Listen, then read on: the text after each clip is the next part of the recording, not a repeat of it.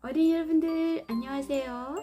네, 어느덧 벌써 10월 셋째 주일이 되었네요. 날씨가 점점 추워지고 있어요. 어린이 여러분들 아침 저녁으로 추우니까 감기 조심하시고요. 자, 이번 주에 볼 하나님의 말씀은요. 너무너무 친구를 도와주어서 그 친구가 예수님을 만나고 또 병도 낫게 되는 그런 이야기가 성경에 있답니다. 정말 너무너무 귀한 이야기인데요. 자, 우리 주위에 나의 도움이 필요한 친구는 없는지 한번 생각해 보고요. 또 그 친구를 어떻게 하면 도와줄 수 있을까? 이런 마음으로 이 말씀을 본다면 성경의 말씀이 곧 나의 말씀이 되겠지요. 자, 그러면 이번 주 말씀 한번 들어가 보도록 할게요. 우리 여러분들 준비되었나요? 자, 들어갑니다.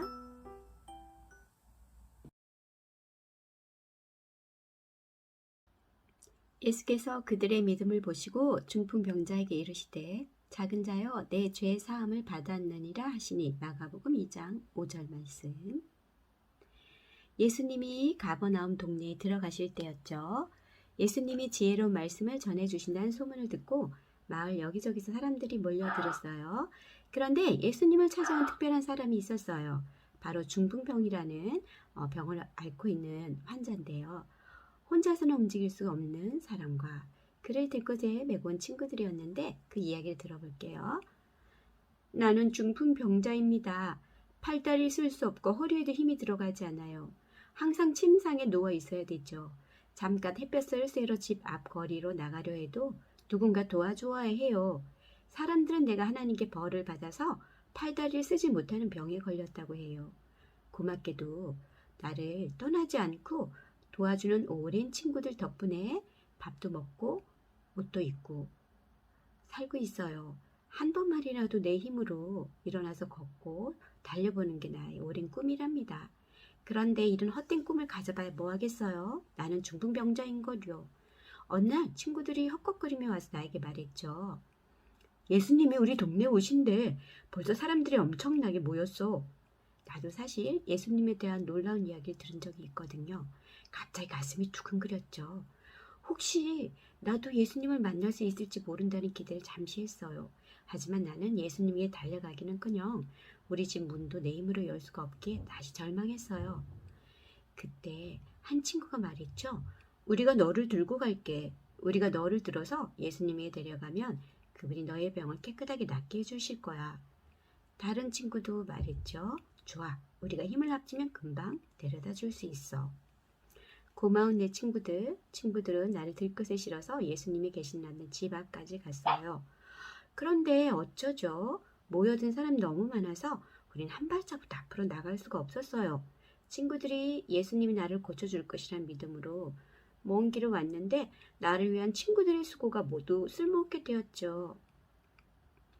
나는 친구들에게 말했죠. 얘들아, 나를 여기까지 데리고 와줘서 너무 고마워.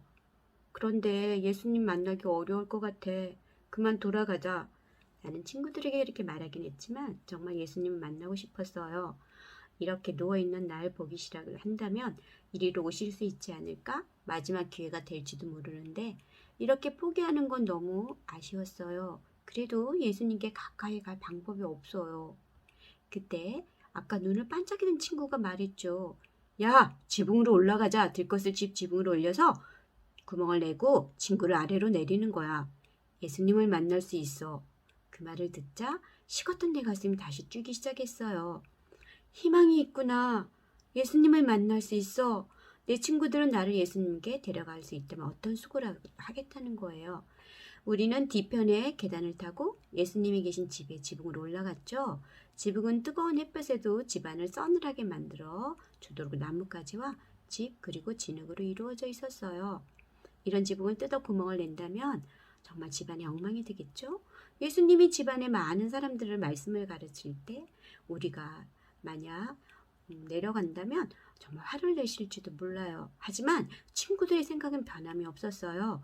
친구들은 들것을 들고 계단으로 또 지붕에 이르렀고 예수님이 만나면 나를 고쳐줄 거라는 것 때문에 들것을 지붕 위에 내렸어요.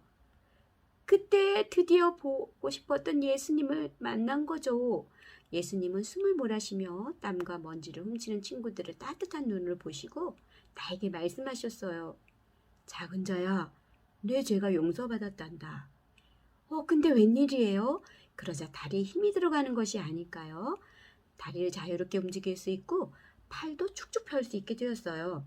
집안의 사람들은 눈이 동그래져서 팔다리를 휘저으며 움직인 나를 바라보았죠. 나는 자리에서 벌떡 일어나 친구들을 얼싸안고 예수님께 감사 기도를 드렸어요. 친구들아 정말 고마워. 예수님 감사합니다.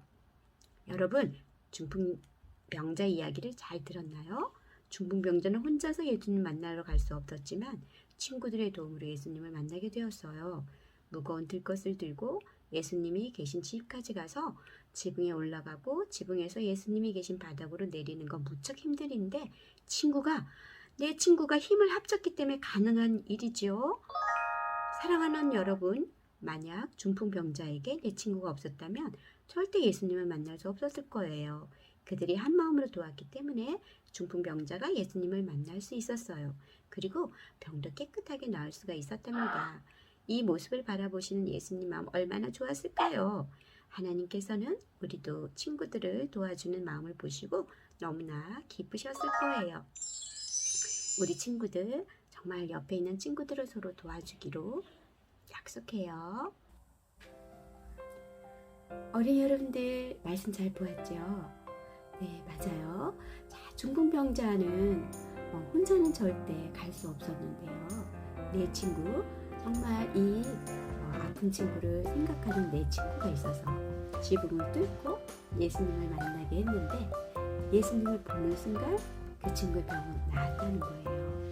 자, 우리의 생각으로는 이해하기 어렵지만 예수님을 만나는 순간 죄의 사함을 받게 되고 그리고 병이 치유가 되고 또 친구들의 그 우정이 이 친구를 살리게 되는 하나님의 말씀을 보고 우리는 어떤 생각을 해야 될까요? 네, 맞아요. 내 주위에 혹시 도움이 필요한 친구가 없는지 한번 생각해 보고요. 아니면 기도해 줄 수도 있고 또 내가 지금 힘들다면 다른 친구들이 나를 도와줄 수 있는 기회도 되거든요. 하나님의 말씀은 정말 살아서 역사하시는 능력의 말씀이라는 걸 꼭 기억하시고요. 우리 삶 속에서 정말 친구의 그 우정을 깊게 생각하고 행동할 수 있는 귀한 한 주가 되기를 간절히 바란답니다. 어린이 여러분들 아셨죠? 다음 주에 또 만나도록 해요. 안녕.